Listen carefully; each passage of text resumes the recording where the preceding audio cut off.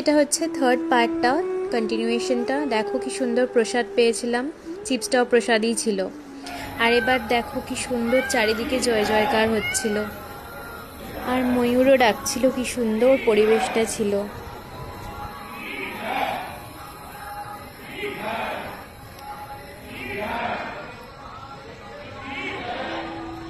তারপরে চলে গেলাম গণেশের মন্দিরে। এই দেখো গণেশ ঠাকুর কি সুন্দর, আর কি বিরাট বড় হল ছিল।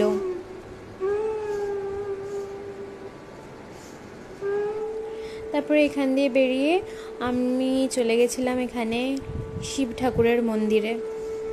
তো দেখো কি সুন্দর শিব ঠাকুরকে সাজিয়ে রেখেছে, আর কি সুন্দর দেখতে লাগছে। এখানে একটা দালান মতো যেখানে কীর্তন হয়, আর এই দেখো শিব ঠাকুর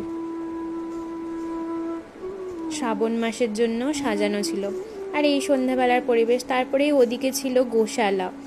তো রাস্তা পার হয়ে নিয়ে দেখো ঢুকে পড়লাম গোশালাতে।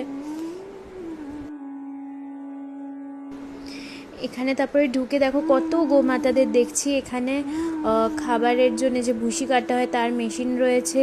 এই দেখো সবাইকে দেখা যাচ্ছে। আর সব থেকে বেশি অ্যাট্রাকশন আমার এই ছোট্ট পুচকুটাকে লেগেছে, কি সুন্দর দেখতে ছিল। তোমরা জানাও তোমাদের কেমন লাগলো, আর ভিডিওতে কমেন্ট অতি অবশ্যই করো। Thank you.